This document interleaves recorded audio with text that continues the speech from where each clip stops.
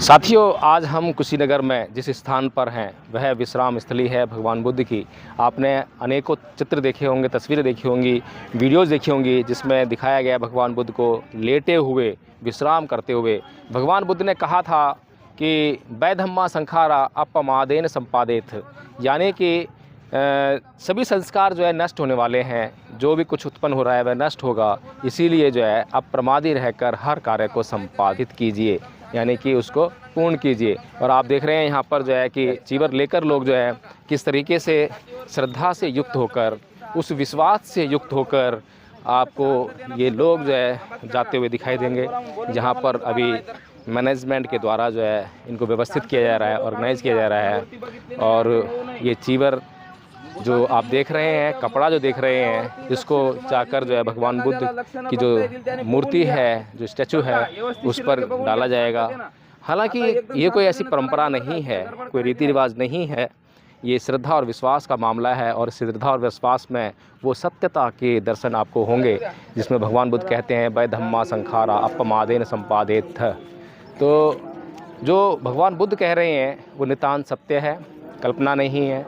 कुछ भी ऐसा नहीं है जिसको जांचा नहीं जा सकता, परखा नहीं जा सकता, जिसको प्रयोग में नहीं लाया जा सकता।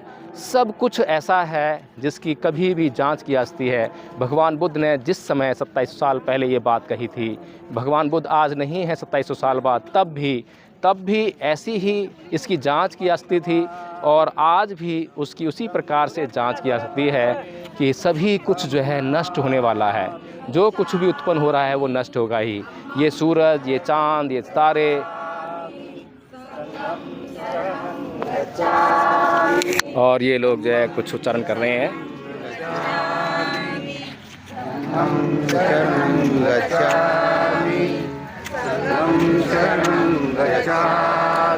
बुद्धं शरणं गच्छामि, धम्मं शरणं गच्छामि, संघं शरणं गच्छामि। यानी कि मैं बुद्ध की शरण जाता हूँ, धम्म की शरण जाता हूँ, संघ की शरण जाता हूँ। मैं क्यों बुद्ध की शरण जाता हूँ, मैं क्यों धम्म की शरण जाता हूँ, मैं क्यों संघ की शरण जाता हूँ, ये प्रश्न जो है करना ही चाहिए शरण गमन करने से पहले। क्योंकि भगवान बुद्ध ने कहा है कि मेरी शरण में आने मात्र से आपका कल्याण होने वाला नहीं है। यदि आपको अपना कल्याण करना है तो मेरे बताए हुए मार्ग पर चलना पड़ेगा, और जो मेरे बताए हुए मार्ग पर चलेगा उसी का कल्याण हो पाएगा। तो इसी प्रकार से जो भगवान बुद्ध के संदेश हैं, भगवान बुद्ध का जो यहाँ पर जो आप देख रहे हैं उच्चारण हो रहा है उनके मंत्रों का, मंत्र है बुद्धं शरणं गच्छामि, धम्मं शरणं गच्छामि, संघं शरणं गच्छामि। तो मैं यहाँ पर कुछ लोग आए हुए हैं, ये लोग महाराष्ट्र से आए हुए हैं, मैंने मालूम किया इन लोगों से जो है।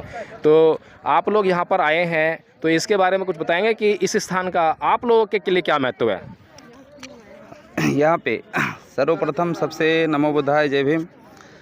हम जो महाराष्ट्र से आए हैं, तो महाराष्ट्र से इधर हम आए हैं। हमारा ग्रुप है, वो ग्रुप से माध्यम से हम अभी तक मैं 2500 लोगों को अभी तक घुमाया ग्रुप से माध्यम से। जो तथागत भगवान गौतम बुद्ध का जो जन्म है, जन्म से निर्वाण तक हम पूरा इन लोगों को दिखाया। जहाँ जन्म हुआ वो भी दिखाने का है। और यहाँ जो आए, यहाँ पे आने के बाद इन लोगों को बहुत अच्छा सा महसूस होता है, बहुत अच्छा लगता है। जहाँ पे भगवान बुद्ध का निर्वाण हुआ है, इस स्थली पे हम आज पहुँच चुके हैं। तो भगवान बुद्ध ने कहा था कि किसी भी बात को इसलिए मत मानो कि कोई बात अच्छी लग रही है, कुछ सुंदर दिख रहा है, कुछ धर्म ग्रंथों में लिखा है, बहुत सारे लोग बोल रहे हैं, कोई गुरु बोल रहा है, कोई ईश्वर बोल रहा है। किसी भी बात को इसलिए मानो कि वह जो है आपके काम की है, वह सत्यता पर आधारित है, वह किसी के लिए कष्टकारी नहीं है, या फिर जानकारों के द्वारा जान ली गई है कि हाँ यह बात सही है। तो आप लोगों के साथ में जो समूह है, क्या वो बौद्ध समूह है या फिर हिंदू समूह है? नहीं, पूरा बौद्ध समूह है। ये हमारे जो साथ में है जो पूरा बौद्ध समूह है। और जो भगवान बुद्ध ने, आपने एक क्वेश्चन किया कि भगवान बुद्ध ने जो कहा है कि कोई मानता है कोई नहीं मानता है, तो हम जो भगवान बुद्ध का जो ये है पूरा जो समूह, जो संग्रहालय है पूरा, तो उसमें है कि वही किसी को जो अपने दिल को अच्छा लगता है वो अपनाइए। जो अपने दिमाग को नहीं समझता है तो वो मत लीजिए। भगवान बुद्ध का जो धम्म है वो पूरे शांति पे चलने वाला धम्म है। जी, ये जो महिलाओं ने जो है गले में मंगलसूत्र पहना हुआ है, हाथ में चूड़ियाँ पहनी हुई है, मांग में सिंदूर लगाया हुआ है और बिंदी लगाई हुई है, ये कौन सी संस्कृति का प्रतीक है, बता सकते हैं क्या आप? जो अभी ये जो पुरातन वो चलते आ रहा है, तो जो कुछ महिला के हाथ में जो है वाइट चूड़ियाँ है, वो बोले तो जो भगवान बुद्ध को ज़्यादा से ज़्यादा लाइक करते हैं, जिन्होंने उपवास रखा है वही वाइट चूड़ी पहनाती है, गले में मंगलसूत्र भी पहनाती है, ये ऐसा है। बेड़ियाँ जो हैं किस रंग की हों कि वो हमें सुविधा देंगी? बेड़ियाँ, जंजीरें? जंजीर बोले तो कंगन। नहीं, जंजीरें जो जिससे बांधते हैं, जिससे किसी को बांधते हैं, गुलाम बनाते हैं, तो वो जो है किस रंग का हो कि हमें जो है वो सुविधा देगा, आसानी करेगा हमारे लिए? जो वाइट रंग जो है वाइट रंग की बेड़ियाँ चाहिए, और जो वाइट रंग ऐसा रहता है कि वाइट रंग में कैसा। जंजीरें किस काम पे आती हैं आपको पता है आपको? जंजीर बांधने के लिए आती है ना। तो किसी को बांधते हैं तो किसी को कष्ट होता है या किसी को सुख होता है? कष्ट होता है बांधने के बाद। तो इसीलिए मैंने बोला कि जंजीरें किस रंग की हों कि हमें सुख देंगी। वो तो किसी भी कलर की हो, चाहे सफ़ेद की हो चाहे पीले की हो। तो सुख कहाँ से मिलेगा उससे? तो चूड़ियाँ जो है किस प्रकार से आपके लिए सुखकारी हो सकती हैं, जबकि चूड़ियाँ जो है भारत में जो है एक मुहावरा भी है, कायरता का प्रतीक है। चूड़ियाँ जो है जो वाइट का प्रतीक वो शांति का मार्ग बताता है। लेकिन हिंदुओं में चूड़ियों का मतलब है कि जो महिलाएं हैं वो शादीशुदा हैं, उनका पति अभी जिंदा है, और बिंदी, मंगलसूत्र, ये सब जो सुहाग की निशानी मानी जाती हैं भगवान क्या नाम है हिंदू धर्म में जो है। लेकिन भगवान बुद्ध के धर्म में जो है, क्योंकि समानतावादी धर्म है, तो वहाँ पर भगवान बुद्ध ऐसी कोई परंपरा, ऐसा कोई रीति रिवाज, ऐसा कोई नियम बना ही नहीं सकते हैं जहाँ पर कि पुरुष के लिए तो कोई नियम ना हो और स्त्रियों के लिए नियम हो। तो आपके इस समूह में जो कि आप कह रहे हैं कि बौद्ध समूह है, यहाँ पर भी हम देख रहे हैं कि यहाँ पर भी जो है पुरुषों के ऊपर कोई ऐसा आवरण नहीं है। पुरुषों को देखेंगे तो पता लगेगा नहीं कि शादीशुदा हैं कि नहीं है। अंकल जी हैं, काफ़ी उम्रदराज हैं, फिर भी देख कर बता सकते हैं कि शादी हुई है या नहीं हुई है। ये भी हो सकता है कि नहीं शादी हुई हो, और ये भी हो सकता है कि इन्होंने शादी ना की हो, पहचानेंगे कैसे? लेकिन महिलाओं के लिए ये सब किया है। तो वो जो परंपरा है जो कि असमानतावादी है, जो कि द्वेष फैलाने वाली है, तो इस प्रकार से जो है आप कैसे कहेंगे कि हाँ ये महिलाएं जो हैं बौद्ध हो गई हैं, अब हिंदू नहीं रही हैं? क्योंकि बाबा साहब ने भी कहा था, 22 प्रतिज्ञाएं दिलाई थी और उसमें स्पष्ट किया था कि हमें हिंदू धर्म, हिंदू परंपरा को नहीं मानना है। लेकिन आज भी अगर हम उन परंपराओं को मान रहे हैं तो वो संस्कृति तो हम जीवित रख रहे हैं ना। बाबासाहेब आंबेडकरांनी आपल्याला 1956ला बौद्ध धम्माची दीक्षा दिली, आणि बौद्ध धम्माची दीक्षा दिल्यानंतर बाबासाहेबाची एक संस्था आहे भारतीय बौद्ध महासभा, बाबा साहब ने वो निर्माण किया है उसका। त्या संस्थेच्या माध्यमातून जे काही बाबासाहेबांनी जे काही धम्माचे नियम लावलेले आहेत, त्याच्यामध्ये 10 पारामिता असतील, पंचशील असेल। हिंदी बोली ना। और हिंदी में ज़्यादा ये नहीं हो जाएगा ना, तो हिंदी ज़्यादा तकलीफ जाता है। तो 22 प्रतिज्ञा असतील तर डॉक्टर बाबासाहेब आंबेडकरांनी सांगितलं, मी ब्रह्म विष्णू महेश यांना देव मानणार नाही। क्यों नहीं मानेंगे, क्या प्रॉब्लम क्या है? जो बाबा साहब ने बताई, मैं ब्रह्म विष्णु महेश देव मानणार नहीं। चलिए, तो उसका ये कहने का मकसद है कि भाई मैं पूजा अर्ची जो है वो पसंद नहीं थे, इसलिए बाबा साहब ने वो प्रतिज्ञा दी गई वाली है। दूसरी है मैं चोरी नहीं करूँगा, हिंसा नहीं करूँगा, बोले तो ये बुद्ध धर्म के राह पर चलने वाली जो प्रतिज्ञा है बाबा साहब ने दे वाली है। ठीक, बहुत धन्यवाद आपका जो है। और महिलाओं से थोड़ी सी बाइट लेंगे। महिलाएं जो है किस प्रकार से बुद्धिस्ट बनी हैं, किस प्रकार से उन्होंने जो है पीछे जो धर्म को मानती थी उसको छोड़ा है, जानने का प्रयास करेंगे। आपका नाम क्या है? लक्ष्मी साळवे जी। लक्ष्मी साळवे। साहेबे। तो आप बौद्ध हैं या हिंदू हैं? हम बौद्ध है। आप बौद्ध हैं, तो कैसे मालूम पड़ेगा आप बौद्ध हैं? वो हमारे पुराने वाले सब लोग जानते हैं, तो हम तो पैदा हुए तो बुद्ध नगरी में हो गए, तो हम बौद्ध ही रहेंगे ना। तो आपने जो है बिंदी लगा रखी है, मांग में सिंदूर लगा रखा है और मंगलसूत्र पहन रखा है, हाथ में चूड़ियाँ पहन रखी हैं, ये कौन सी संस्कृति या कौन से धर्म का प्रतीक है? वो अभी हम इसके बाद नहीं पहनेंगे। इसके बाद मतलब आज के बाद नहीं पहनेंगे? हाँ, आज तक पहन रहे थे? हाँ आज तक पहनेंगे। आज तक क्यों पहन रहे थे? अब हमको मालूम गिरा है कि अपनी इधर ऐसा ऐसा है, तो हम नहीं पहनेंगे। चलिए, कुछ तो हमारे आने का फ़ायदा हुआ। तो आप ही नहीं पहनेंगे या ये सारी महिलाओं को आप बताएंगे? तो मैं मेरा खुद तो जानती है कि मैं नहीं पहनूंगी, और आदमी ने सब महिलाओं ने वैसा करना चाहिए। वो सब करना चाहिए। तो आपका नाम क्या है? उधर बोला। आपका नाम क्या है? चंद्रकला वानखेड़े। चंद्रकला वानखेड़े जी। तो आपने जो है हाथों में चूड़ियाँ पहन रखी हैं हो और तो गले में मंगलसूत्र पहन रखा है। तो शादी थी ना सर, शादी के वास्ते पहन के छोड़े हैं। अच्छा, शादी थी इसलिए आपने किया। तो ये कौन से धर्म का प्रतीक है? ये बौद्ध धर्म का प्रतीक है ना सर ये। चूड़ियाँ बौद्ध धर्म का प्रतीक है। हाँ तो पहनना तो पड़ता है ना सर। सुहागन का प्रतीक है। सुहागन का प्रतीक है। अच्छा, तो ये जो भगवान बुद्ध का धर्म जो है, क्या समानतावादी धर्म नहीं है क्या? नहीं नहीं, बंधु प्रेम इसका ये है। समानतावादी धर्म है ना। तो क्या आपने कोई जो आपके साथ में जो पुरुष चल रहे हैं, आदमी लोग चल रहे हैं जो, क्या उन्होंने चूड़ियाँ पहन रखी है क्या? सुहाग की निशानी है क्या? भाई लोग को पहनना पड़ता है। नहीं, क्यों पहनना पड़ता है? भगवान बुद्ध ने कहा है क्या ऐसा? जी, क्या नाम है आपका? मेरा नाम संघमित्रा साखरे। संघमित्रा साखरे। हाँ। जी, महिलाओं ने जो चूड़ियाँ पहन रखी हैं, आपने भी मंगलसूत्र पहन रखा है, बिंदी लगा रखी है, हालांकि सिंदूर नहीं लगा रखा है, तो शादीशुदा नहीं है मेरे ख्याल से आप। नहीं, शादीशुदा है ना। सिंदूर लगाना है, चलिए। लगाना अपने आपके दिल पे है। अच्छा। हाँ, तो भगवान बुद्ध का धम्म अच्छा। समानता पे चलता है, मगर दूसरे लोग का समानता पे चलते हैं। जी, जी। इसलिए वो करना पड़ता है। किस धर्म में जो है चूड़ियों को, मंगलसूत्र को, सिंदूर को, बिंदी को, इनको जो है सुहाग की निशानी मानते हैं? कौन सा धर्म है? हिंदू धर्म में। अच्छा, तो आप हिंदू हैं? आप हिंदू हैं क्या? नारी का सुहाग है ना, हिंदू नहीं है मगर नारी का सुहाग है नहीं, ना। मैंने पूछा आपसे कि ये कौन से धर्म में जो है सुहाग की निशानी मानी जाती है, ये पूछा मैंने आपसे।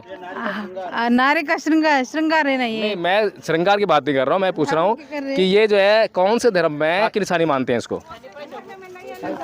अब धर्म कैसा? हमने यहाँ पर श्रीलंका महिलाएं भी आई थी। श्रीलंका की जो महिलाएं हैं उन्होंने कुछ नहीं पहन रखा था, वो बुद्धिस्ट महिलाएं हैं। हाँ, बराबर है ना। तो आप लोग क्यों पहनते हैं? आप बुद्धिस्ट फिर कैसे हुए? भगवान बाबा साहेब ने 22 प्रतिज्ञा आपको दिलाई थी और कहा था कि मैं कोई भी रीति रिवाज, कोई भी परंपरा ऐसी नहीं मानूंगा जो हिंदू धर्म की है। लेकिन ये जो है, जो हम जानते हैं अच्छी तरह से, पूरी दुनिया में आप जो पूछो किसी से कि ये किसकी परंपरा है, किसका रीति रिवाज है, सब जानते हैं कि हिंदू धर्म का रीति रिवाज परंपरा है। तो आप लोग जो है फिर इसको क्यों नहीं छोड़ते हैं? हाँ, श्रृंगार के लिए पहनते हैं, अभी छोड़ेंगे ज्ञात होने के बाद। अगर ये श्रृंगार होता तो दुनिया की दूसरी महिलाएं भी करती, लेकिन दुनिया की कोई महिला जो है चूड़ियाँ नहीं डालती हैं। हाँ, भारत का अलग है और दूसरों का अलग है ना। चलिए देखिए, अभी जो है घालमेल चल रहा है, जिस प्रकार से कि बाबा साहेब की जो पीड़ा थी, उस बाबा साहेब की जो पीड़ा को जो है अभी लोग नहीं समझ पा रहे हैं, और समझ भी पाते हैं तो वो छोड़ने में थोड़ा सा दिक्कत महसूस करते हैं, परेशानी महसूस करते हैं, उनको आसानी अभी नहीं लगती है। कहीं ना कहीं रीति रिवाज, परंपराओं में जकड़े हुए लोग हैं, और इतनी आसानी से जो है हम उम्मीद नहीं कर सकते हैं कि इतनी आसानी से लोग बदल जाएंगे। हर एक व्यक्ति जो है बाबा साहेब नहीं हो सकता है, जो एक बार जान ले, पहचान ले, तो एक झटके में उस चीज़ को छोड़ दे। यहाँ पर कुछ महिलाओं ने कहा है कि हाँ, आज हमें मालूम पड़ गया है कि ये असमानता की निशानी है, ये हिंदू धर्म में सुहाग की निशानी है, और भगवान बुद्ध के धर्म में ऐसा कोई सिद्धांत, कोई रीति रिवाज, कोई परंपरा नहीं है जो कि मानव के बीच में जो है असमानता पैदा करे, भेदभाव पैदा करे। वहाँ पर समानता ही समानता है, इसलिए आज से वो इसका पालन करेंगी, और ये चूड़ियाँ, ये जो साज श्रृंगार है, जो सुहाग की निशानी है, इसको छोड़ने का प्रयास करेंगी।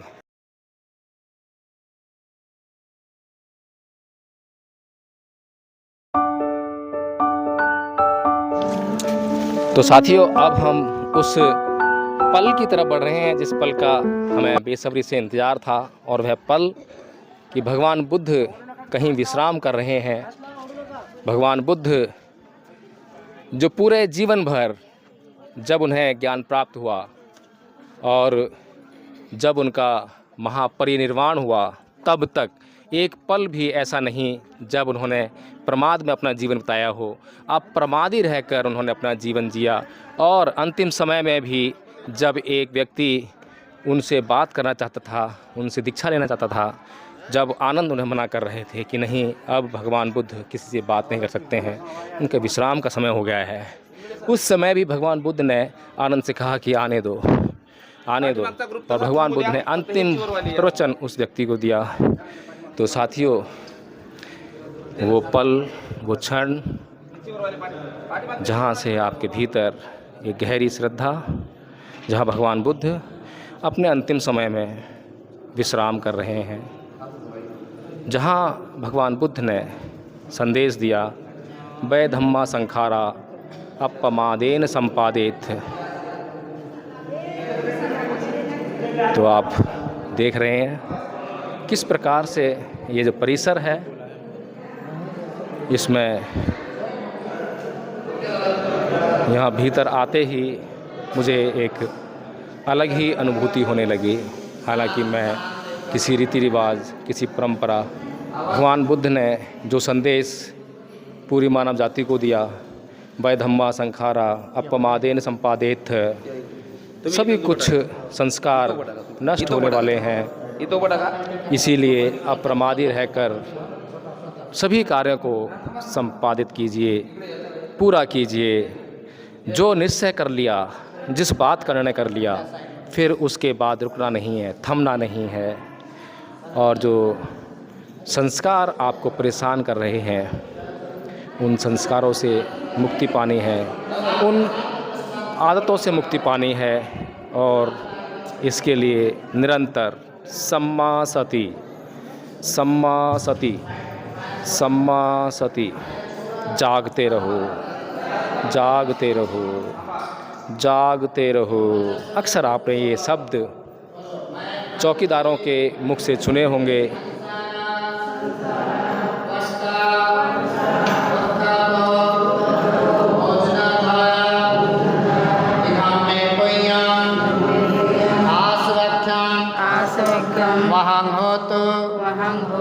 इधम में पुण्यं निब्बानस्स पच्यो होतो इधम में पुण्यं सभ्ये सत्ता सुखिता भवन्तु अनिच्चावत् संखारा उपादवे धम्मिनो उपाजित्वा निरोजन्ति तेषां उप समोसुखो अनिच्चावत् संखारा उपादवे धम्मिनो उपाजित्वा निरोजन्ति तेषां उप समोसुखो अनिच्चावत् संखारा उपादवे धम्मिनो उपाजित्वा निरोजन्ति तेषां उप समोसुखो बुद्धं नमामि धम्मं नमामि संघं नमामि। छोड़ा, खाली छोड़ा। साधु साधु साधु। अनिच्छा व संखारा का मतलब ये होता है, जो इस संसार में जीव रूप में जितने भी उत्पत्ति हुई हैं, सही सत्य ये है, उनको एक न एक दिन इस संसार को छोड़ करके जाना है। यह शरीर नश्वर है, भंगुर है। भगवान बुद्ध जिस जगह पे आप यहाँ खड़े हैं, इस जगह पे भगवान बुद्ध ने अपने शरीर को 80 साल के अवस्था में त्याग दिए थे। साधु साधु मंगलमय। इस स्थान में क्या महत्व है, बताएंगे इसके बारे में? थोड़ा ऐतिहासिक। इस स्थान के ये महत्व है, भगवान बुद्ध 80 साल के अवस्था में कुशीनगर में अपने शरीर को छोड़े थे। यह मूर्ति हर्बल नाम का बौद्ध उपासक बनाए थे। दीन नाम का व्यक्ति कलाकृति किए थे। 5वीं सदी में यह मूर्ति का आविष्कार लाल बलुआ पत्थर से हुआ सा। भगवान बुद्ध जिस प्रकार अपने शरीर को छोड़े हैं, इस मूर्ति में वह दर्शाया गया है। सबसे पहले भगवान बुद्ध के पैरों में जन्म से ही धम्म चक्र, आप ये देखिए, धम्म चक्र। महापुरुष जो होते थे, एड़ियाँ उनकी एकदम समतल हुआ करती थी, प्लेट। और ये पहली मुद्रा है ध्यान मुद्रा। आप यहाँ से देखेंगे, पहली मुद्रा है ध्यान मुद्रा। और दूसरी मुद्रा जो है, यहाँ से आप देखेंगे, ये है चिंतन मुद्रा। यहाँ से जब आप फेस के तरफ देखते हैं, दूसरी मुद्रा है चिंतन मुद्रा। यहाँ से जब आप देखेंगे इनके चेहरे पे, ये है स्माइल मुद्रा। यह त्रिरत्न मूर्ति है भगवान बुद्ध की। ये है मल्लिका। भगवान बुद्ध के शासनकाल में जो यहाँ की कुशीनगर की रानी हुआ करती थी, बंधुमल की पत्नी मल्लिका, उनको दर्शाया गया है। ये भगवान बुद्ध के अंतिम शिष्य सुभद्र, भगवान बुद्ध अपने शरीर छोड़ने से पहले सुभद्र को दीक्षा दिए, ये उनको दर्शाया गया है। और यहाँ पे हैं आनंद, जो भगवान बुद्ध के शासनकाल में जब बुद्ध ने यह घोषणा किया कि हम अपने शरीर को कुशीनगर में छोड़ेंगे, उस समय आनंद विलाप कर रहे थे। यह इसमें दर्शाया गया है। साधुवाद, मंगल में आप सब। बहुत बहुत साधुवाद बनते जी। तो जिस प्रकार से भगवान बुद्ध ने पूरे जीवन जो शिक्षाएं दी, इतनी महत्वपूर्ण शिक्षाएं पूरे संसार भर के लिए कि यदि संसार उन शिक्षाओं को जान जाए, उनका आचरण कर ले, तो वह भी उस निर्वाण पथ पर अग्रसर हो जाएगा। और जो निर्वाण पथ पर अग्रसर हो जाते हैं तो उनके कष्ट दूर होने लगते हैं। जितने भी जीवन में कष्ट हैं, वो कष्ट जो है उनके जीवन में या तो कम हो जाते हैं या बिल्कुल भी नहीं रहते हैं। जो जितना जाएगा, जो जितना चलेगा, उतनी ही उसको मंजिल की दूरी प्राप्त होगी, मंजिल उसकी उतनी ही नज़दीक होगी। निर्वाण मनुष्य का, हर जीव का अंतिम उद्देश्य है। जिसने जन्म लिया है उसको निर्वाण प्राप्त करना ही है। जब तक कोई भी जीव जिसने जन्म लिया है निर्वाण प्राप्त नहीं करता है, तब तक वह इस संसार में भटकता रहेगा, जन्म लेता रहेगा, पुनर्भव होता रहेगा। और अगर जन्म लेगा, पुनर्भव होगा, तो जातिपि दुःखा, जरापि दुःखा, व्याधिपि दुःखा, मरणापि दुःखा, शोक परिदेव दो मनस्यु पाया सापि दुःखा, संख्यतेन पच्चुपादान खंदापि दुःखा। तो जन्म लेना दुख है, मरना दुख है, रोग दुख है, बुढ़ापा दुख है, प्रियजनों का बिछुड़ना दुख है, अप्रियजनों का मिलना दुख है। जो नहीं चाहते हैं वह, जो चाहते हैं वह नहीं मिलता, वह दुख है। इस प्रकार से साथियों, पूजा का समय हो गया तो हम लोग भी बैठेंगे।